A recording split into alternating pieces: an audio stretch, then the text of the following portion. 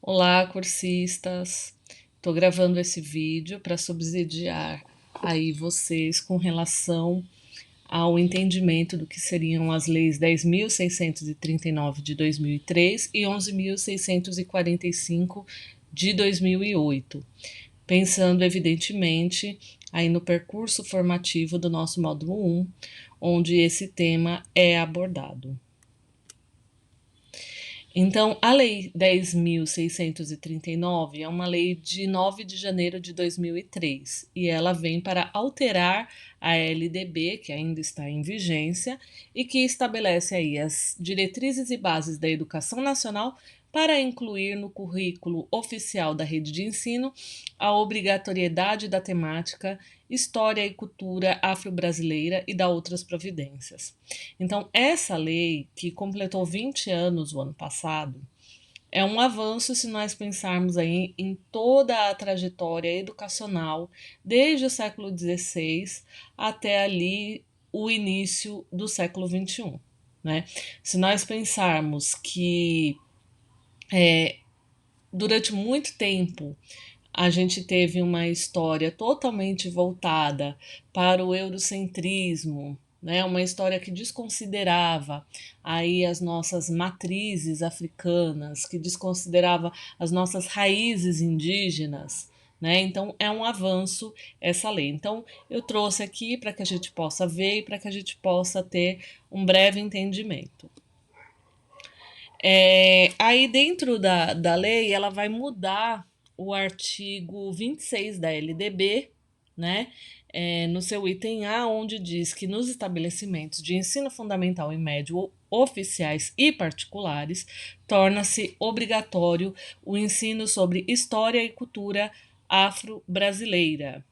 Né? Então, ela é um avanço, como eu já falei, porque ela vai trazer essa temática da história afro-brasileira para dentro da escola, né? E fazer com que essas discussões possam aí ser refletidas, né, dentro do espaço educacional, seja ele na rede pública ou privada, né?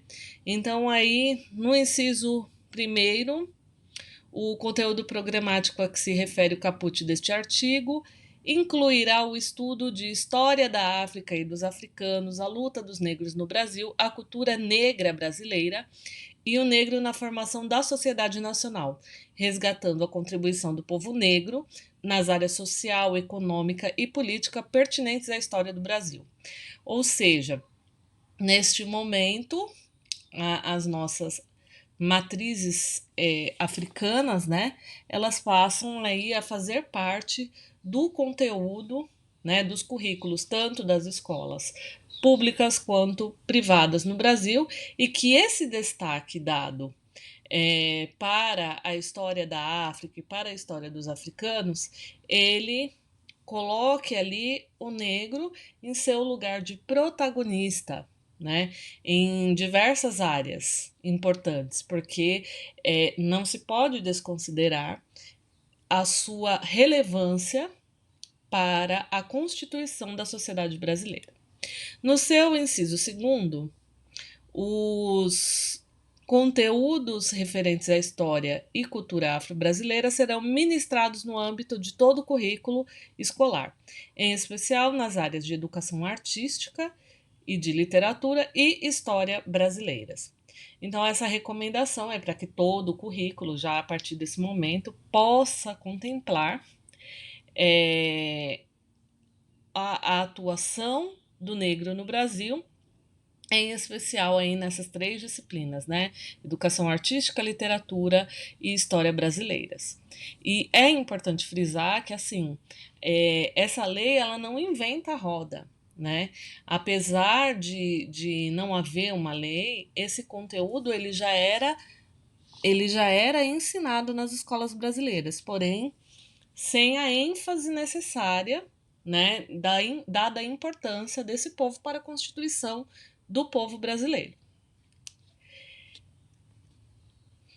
Aí nós temos a Lei 11.645, de 10 de março de 2008, que também altera aí a LDB, modificada pela Lei 10.639, que estabelece as diretrizes e bases da educação nacional para incluir no currículo oficial da rede de ensino a obrigatoriedade da temática História e Cultura Afro-Brasileira e Indígena. Porque, assim, a Lei 10.639 ela corrigia aí a questão do negro, porque o negro ele é um protagonista, né? Nós temos ali na história do Brasil diversas personagens de extrema relevância, né? Então, assim, por exemplo, eu posso citar aqui o Luiz Gama, o Machado de Assis, né? A Carolina Maria de Jesus, que são incontestavelmente personagens que são de fato muito importantes e que fazem parte do nosso currículo, né? Mas e as nossas personagens indígenas, né? Então vamos ver aqui o conteúdo dessa lei para a gente poder ter esse entendimento. Nos estabelecimentos de ensino fundamental e de ensino médio, públicos e privados, torna-se obrigatório o estudo da história e cultura afro-brasileira e indígena.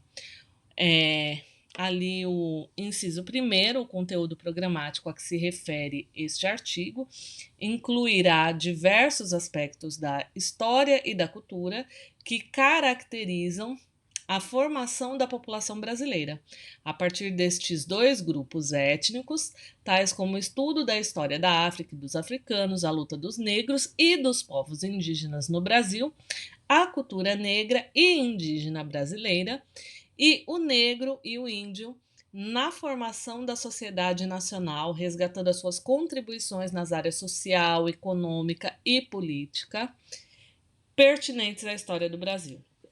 Então, aqui há uma correção fundamental, porque os indígenas, eles também são protagonistas em muitos momentos da história do Brasil. Nós temos, assim, figuras indígenas de destaque que não podem ser esquecidas, né? E assim, se a gente pensar que no momento aí da gravação desse vídeo, faz apenas um mês que o Ailton Krenak, que é uma liderança indígena, um escritor renomado, que faz a gente pensar sobre diversos temas sociais importantes. Lembrando que o Ailton ele foi um dos deputados que ajudou na elaboração da nossa Constituição. Então, se a gente pensar que dentro da história do Brasil eles são uma figura central, né, por diversos momentos, e eles estavam ali afastados do nosso currículo oficial.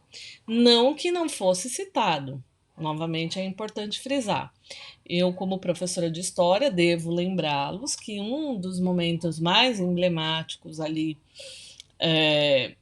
do ensino tradicional é justamente quando se fala da chegada de Cabral, a primeira missa no Brasil, e tantos outros momentos de protagonismo indígena, né?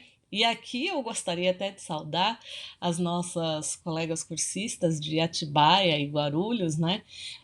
Porque são graças aí aos índios Guarulhos, né? Que unidos aos Guaianazes que a gente tem a proteção aí da cidade de São Paulo, né? Eles se uniram para impedir que os índios tamoios pudessem vir aqui e destruir as vilas, né? Se a gente pensar que a igreja de São Miguel Paulista, né, a capelinha antiga, ela era uma espécie de forte de proteção à entrada pelo rio Tietê até ali o colégio, né? O pátio do colégio que ficava a 35 quilômetros à frente, a gente vai ver a relevância desses povos, né, até para a constituição da metrópole, a maior metrópole do país. Mas eles ainda estavam distantes ali do currículo. Os conteúdos referentes à história e cultura afro-brasileira dos povos indígenas brasileiros serão ministrados em todo o currículo escolar, em especial nas áreas de educação artística, de literatura e história brasileiras, mas todo o currículo pode trabalhar. E quando eu falo que todo o currículo pode trabalhar, é autonomia para disciplinas, por exemplo, como educação física, que pode ali trabalhar com jogos africanos, com jogos indígenas, né? E sair ali daquele senso comum do Quarteto Fantástico, né? Que é vôlei, futebol, basquete e handebol. Então, existe a possibilidade de trabalhar para além disso e de mostrar para os nossos estudantes a riqueza dos nossos ancestrais. Então, eu trouxe essa breve discussão para que a gente possa aí fazer essa reflexão. E aí, por fim, né, gostaria de mostrar aí, né, o ideal é que dentro da escola integral a gente tem aí uma sala de aula, né, onde se discuta a diversidade, né, tanto nas nossas matrizes africanas quanto nas nossas matrizes indígenas, tudo isso deve estar integrado, porque a diversidade, ela nunca saiu de dentro da escola e, sobretudo, da escola pública, que é aqui o objeto, né, desse curso. Todos vocês, secretários, ou trabalham na liderança das secretarias municipais de educação, vocês sabem da importância de a gente pensar sobre a diversidade dentro das nossas escolas públicas. Tá bom? Gente, um forte abraço e fica aqui essa contribuição.